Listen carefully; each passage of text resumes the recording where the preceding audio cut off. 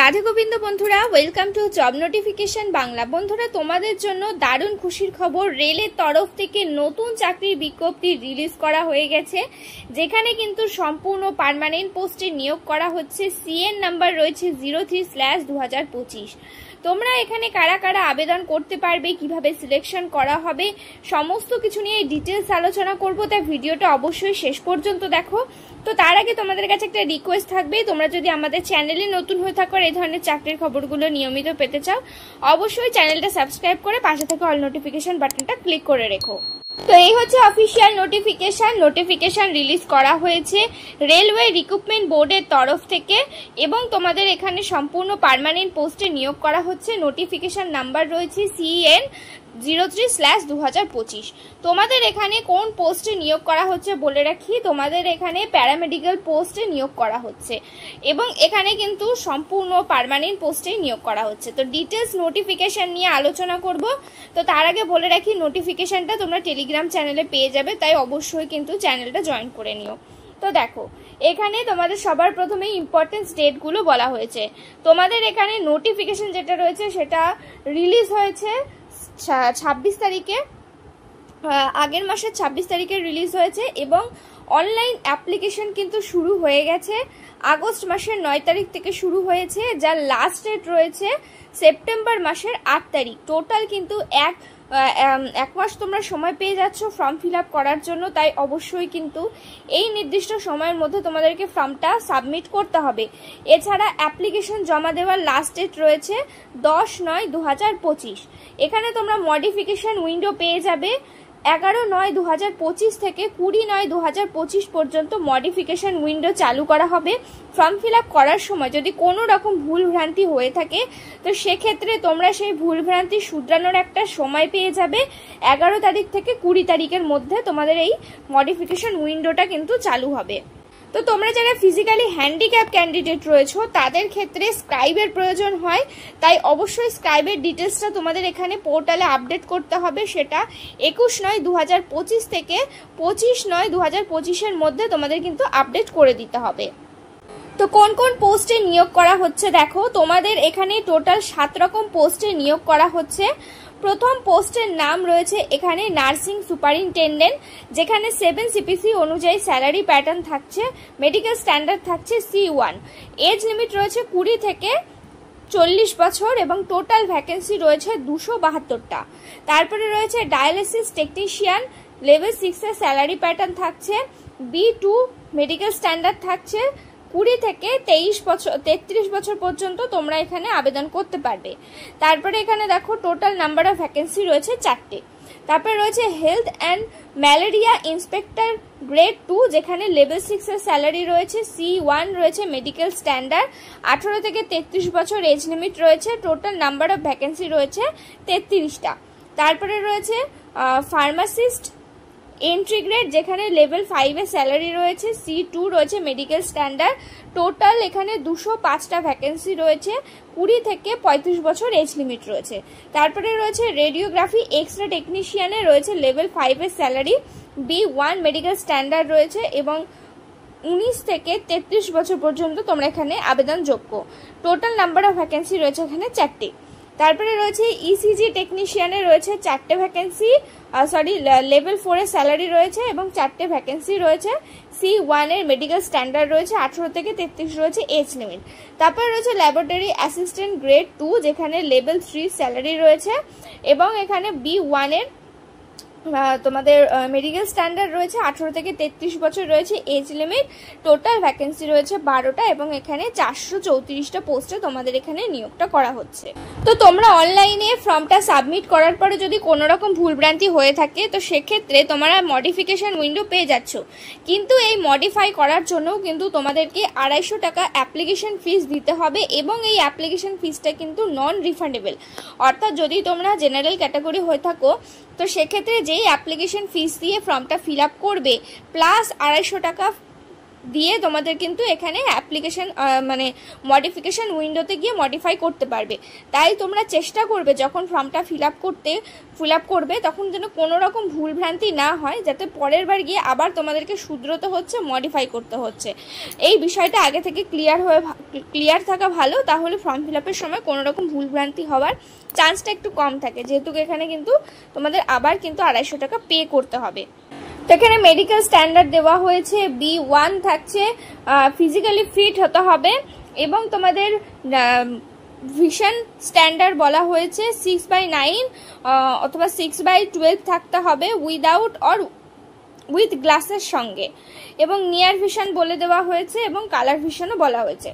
C1 এর ক্ষেত্রেও একই রকম রয়েছে, তোমরা উইদাউট আর উইথ গ্লাসে অ্যাপ্লাই করতে পারবে। C2 এর ক্ষেত্রেও উইথ গ্লাস অথবা উইদাউট গ্লাসে তোমরা এখানে আবেদন করতে পারবে, এবং ভিশন বলা হয়েছে 6/12, আর C1 এর ক্ষেত্রে রয়েছে 6/12 আর এখানে রয়েছে 6/18। তো এই রয়েছে মেডিকেল স্ট্যান্ডার্ড। তো এখানে এজ লিমিট সম্বন্ধে বলা হয়েছে 18 থেকে 33 বছর রয়েছে এজ লিমিট। ইউআর ক্যাটাগরির ক্ষেত্রে সেগুলো এখানে বলা হয়েছে, এবং তোমাদের যদি SC ST ক্যাটাগরি হয়ে থাকো তো সেক্ষেত্রে বয়সের ছাড় পেয়ে যাবে 5 বছর, ওবিসি ক্যাটাগরি হলে 3 বছরের বয়সের ছাড় পেয়ে যাবে, এক্স সার্ভিসম্যান হলে তোমরা তোমাদের ক্যাটাগরি ওয়াইজ কিন্তু বয়সের ছাড় পেয়ে যাবে। এছাড়া যদি ফিজিক্যাল ক্যান্ডিডেট হয়ে থাকো, ফিজিক্যালি হ্যান্ডিক্যাপ ক্যান্ডিডেট হয়ে থাকো, তো সেক্ষেত্রেও কিন্তু তোমরা তোমাদের ক্যাটাগরি অনুযায়ী বয়সের ছাড় পেয়ে যাবে। এছাড়া যদি তোমরা ডিপার্টমেন্টাল ক্যান্ডিডেট হয়ে থাকো, গ্রুপ ডির যদি তোমরা স্টাফ হয়ে থাকো, 3 বছরের সার্ভিস যদি তোমাদের হয়ে থাকে, তো সেক্ষেত্রেও কিন্তু তোমরা বয়সের ছাড় পেয়ে যাবে। এবার আসি অ্যাপ্লিকেশন ফিস রয়েছে ইউআর এবং ওবিসি ক্যাটাগরির ক্ষেত্রে টোটাল 500 টাকা, এবং SC ST category, ex serviceman, PWBD, ex serviceman, transgender এই ক্যাটাগরির ক্ষেত্রে অ্যাপ্লিকেশন ফিস রয়েছে 250 টাকা। এই অ্যাপ্লিকেশন ফিসটা কিন্তু রিফান্ডেবল রয়েছে। তোমরা যদি সিবিটি এক্সামটা দাও বা তোমরা যদি সিবিটি এক্সামে বসো, তো সেক্ষেত্রে এই 250 টাকাটা পুরোটাই ফেরত দেওয়া হবে, এবং ইউআর ওবিসি ক্যাটাগরির ক্ষেত্রে 400 টাকা ফেরত দেওয়া হবে, 100 টাকা কিন্তু কাটা হবে। তো এবার আসি রিক্রুটমেন্ট প্রসেস, কিভাবে তোমরা এখানে অ্যাপ্লাই করবে। তোমরা অনলাইন মোডে অ্যাপ্লাই করতে পারবে, এবং একজন ক্যান্ডিডেট শুধুমাত্র কিন্তু একবারই অ্যাপ্লাই করতে পারবে। একবারের বেশি অ্যাপ্লাই করলে কিন্তু তোমাদের ফর্ম রিজেক্ট করে দেওয়া হবে। RRBর অফিসিয়াল ওয়েবসাইটে গিয়ে তোমাদের কিন্তু অনলাইনে অ্যাপ্লাই করতে হবে। এবার আসি সিলেকশন প্রসেসে, কিভাবে তোমাদের সিলেকশন করা হবে। তোমাদের এখানে সিবিটি বেস এক্সাম হবে, যেখানে সাবজেক্ট থাকছে তোমাদের প্রফেশনাল এবিলিটি থেকে তোমাদের 70টা প্রশ্ন 70 নম্বরে থাকবে, জেনারেল অ্যাওয়ারনেস থেকে 10টা প্রশ্ন 10 নম্বরে থাকবে, জেনারেল অ্যারিথমেটিক, জেনারেল ইন্টেলিজেন্স এবং রিজনিং থেকে 10টা প্রশ্ন 10 নম্বরে থাকবে, এবং জেনারেল সায়েন্স থেকে 10টা প্রশ্ন 10 নম্বরে থাকবে। টোটাল 100টা প্রশ্ন থাকবে, 100 নম্বরের পরীক্ষা হবে, এবং 1/3 করে কিন্তু এখানে নেগেটিভ মার্কিং থাকছে। আর তোমাদের এখানে মাল্টিপল চয়েসের প্রশ্ন হবে, তাই রং প্রশ্ন বা রং নেগেটিভ মার্কিং থাকছে বলে অবশ্যই কিন্তু তোমাদের পরীক্ষা দেওয়ার সময় খুব ভালোভাবে পরীক্ষাটা দিতে হবে। তো এবার আসি এডুকেশনাল কোয়ালিফিকেশন কি চাওয়া হয়েছে। প্রথম পোস্ট রয়েছে নার্সিং সুপারিনটেন্ডেন্ট, যেখানে বলা হয়েছে তোমাদের সার্টিফিকেট থাকতে হবে নার্সিং অ্যান্ড মিডওয়াইফির ওপরে, যেটা 3 বছরের কোর্স কিন্তু হতে হবে, এবং এখানে বলা হয়েছে অথবা যদি তোমাদের BSc নার্সিংও করা থাকে তাহলেও কিন্তু তোমরা এখানে আবেদন করতে পারবে। তারপরে রয়েছে ডায়ালিসিস টেকনিশিয়ান, এই পোস্টের ক্ষেত্রে BSc থাকতে হবে প্লাস ডিপ্লোমা থাকতে হবে হেমোডায়ালিসিস ওপরে, অথবা 2 বছরের কিন্তু তোমাদের স্যাটিসফ্যাক্টরি ইন হাউস ট্রেনিং থাকতে হবে, অথবা এক্সপিরিয়েন্স থাকতে হবে এই যে ডিপার্টমেন্টাল বা রিলেটিভ ফিল্ড রয়েছে এই রিলেটিভ ফিল্ডের ওপরে। তারপরে রয়েছে health and malaria inspector grade 2, এই পোস্টের ক্ষেত্রেও BSc তোমাদের থাকতে হবে, আর অবশ্যই কিন্তু কেমিস্ট্রি সাবজেক্ট থাকতে হবে অ্যাজ মেন সাবজেক্ট হিসেবে। এছাড়া অপশনাল সাবজেক্ট হিসেবে অন্য কোনো সাবজেক্ট কিন্তু হতে পারে, প্লাস এর সাথে 1 বছরের ডিপ্লোমা থাকতে হবে হেলথ অথবা স্যানিটারি ইন্সপেক্টর, অথবা 1 বছরের ন্যাশনাল ট্রেড সার্টিফিকেটও যদি থাকে তাহলেও কিন্তু তোমরা আবেদন করতে পারবে। এছাড়া যদি কোনো রকম ভোকেশনাল ট্রেনিং থাকে তবুও কিন্তু তোমরা এখানে আবেদন করতে পারবে। তারপরে রয়েছে ফার্মাসিস্ট এন্ট্রি গ্রেড, যেখানে তোমাদের বলা হয়েছে ক্লাস 12-এ যদি সায়েন্স সাবজেক্ট থাকে, অথবা যদি ইকুইভ্যালেন্ট ডিগ্রি থাকে উইথ যদি ডিপ্লোমা থাকে তাহলে আবেদন করতে পারবে। ডিপ্লোমা তোমাদের ফার্মাসির ওপরে থাকতে হবে, এবং তোমাদের এছাড়া যদি ব্যাচেলার ডিগ্রিও যদি থেকে থাকে, এই ডিগ্রি যদি নাও থাকে, এই কোয়ালিফিকেশন যদি নাও থাকে, যদি ব্যাচেলার ডিগ্রি থেকে থাকে ফার্মাসিস্টের ওপরে, তবুও কিন্তু তোমরা এখানে আবেদন করতে পারবে। ক্লাস 12 পাস যদি থাকে তাহলে তোমাদের ডিপ্লোমা থাকতে হবে ফার্মাসিস্টের ওপরে, আর যদি এই যোগ্যতা না থাকে, যদি ব্যাচেলার ডিগ্রি থেকে থাকে ফার্মাসির ওপরে, তাহলেও তোমরা এখানে আবেদন করতে পারবে। পরবর্তী পোস্ট রয়েছে রেডিওগ্রাফি এক্স রে টেকনিশিয়ান, যেখানে ক্লাস 10 যদি থাকে উইথ ফিজিক্স অ্যান্ড কেমিস্ট্রির সাথে, এবং যদি ডিপ্লোমা থেকে থাকে radiography x ray technician radio diagnostics টেকনোলজির ওপরে 2 বছরের কোর্স যদি সেটা থাকে, তবুও তোমরা এখানে আবেদন করতে পারবে। তারপরে রয়েছে ইসিজি টেকনিশিয়ান, যেখানে 12 পাস অথবা যদি গ্র্যাজুয়েশন থেকে থাকে ইন সায়েন্স সাবজেক্ট নিয়ে, এবং যদি সার্টিফিকেট অথবা ডিপ্লোমা অথবা যদি ডিগ্রি থেকে থাকে ইসিজি টেকনিশিয়ান, ইসিজি ল্যাবরেটরি টেকনোলজির ওপরে অথবা কার্ডিওলজির ওপরে অথবা কার্ডিওলজি টেকনিশিয়ানের ওপরে অথবা কার্ডিওলজি টেকনিক্সের ওপরে, তাহলেও কিন্তু তোমরা এখানে আবেদন করতে পারবে। এবং সবার শেষ ভ্যাকেন্সি রয়েছে বা পোস্ট রয়েছে ল্যাব টেকনিশিয়ান গ্রেড 2, যেখানে ক্লাস 12 যদি তোমাদের থেকে থাকে ইন সায়েন্স সাবজেক্ট নিয়ে, প্লাস যদি ডিপ্লোমা থেকে থাকে ইন মেডিকেল ল্যাবরেটরি টেকনোলজির ওপরে, তাহলে আবেদন করতে পারবে। অথবা যদি তোমাদের certificate course in medical lab অথবা টেকনোলজি থেকে থাকে in at per with diploma in medical laboratory technology থেকে থাকে, তাহলে তোমরা এখানে আবেদন করতে পারবে। অর্থাৎ তোমাদের ক্লাস 12 সায়েন্স থাকতে হবে এবং ডিপ্লোমা থাকতে হবে মেডিকেল ল্যাবরেটরি টেকনোলজির উপরে। এটাই রয়েছে আসল কিন্তু কোয়ালিফিকেশন। এই কোয়ালিফিকেশন থাকলে তোমরা এখানে আবেদন করতে পারবে।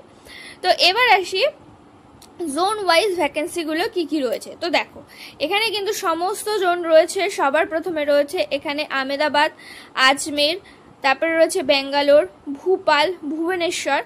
এইভাবে এখানে কিন্তু প্রত্যেকটা জোন রয়েছে, যেখানে কলকাতাও রয়েছে। তোমরা চাইলে কলকাতাতেও আবেদন করতে পারো, কিন্তু এখানে তোমাদের অ্যানালাইসিস করতে হবে কোন জায়গাতে কাট অফ সব থেকে কম যায়, সেখানেই আবেদন করাটা বেটার। তো এই ডিটেলস নোটিফিকেশান এবং এই যে তোমাদের ভ্যাকেন্সির জোন ওয়াইজ কোথায় কতগুলো ভ্যাকেন্সি রয়েছে, সেটা সম্পূর্ণ কিন্তু পিডিএফ আকারে আমাদের টেলিগ্রাম চ্যানেলে পেয়ে যাবে। তাই অবশ্যই চ্যানেলটা জয়েন করে নেবে, এবং সিলেবাস কি আছে সেটাও কিন্তু এই পিডিএফ আকারে নোটিফিকেশনটা কিন্তু পেয়ে যাবে আমাদের টেলিগ্রাম চ্যানেলে। তাই অবশ্যই চ্যানেলটা জয়েন করে তোমরা কিন্তু ভালোভাবে নোটিফিকেশনটা পড়ে নিয়ে তারপরে অ্যাপ্লাই করবে। তো এই ছিল আজকের ভিডিওটা। কোনো ধরনের প্রশ্ন থাকলে অবশ্যই কমেন্ট করে জানিও। ভিডিওটাতে একটা লাইক করে দিও। চ্যানেলে নতুন হয়ে থাকলে চ্যানেলটা সাবস্ক্রাইব করে পাশে থাকা অল নোটিফিকেশন বাটনটা ক্লিক করে রেখো। এখানে তোমরা নিয়মিত রাজ্য কেন্দ্রে সমস্ত রকম চাকরির আপডেট পেয়ে যাবে। দেখা হচ্ছে পরের ভিডিওতে।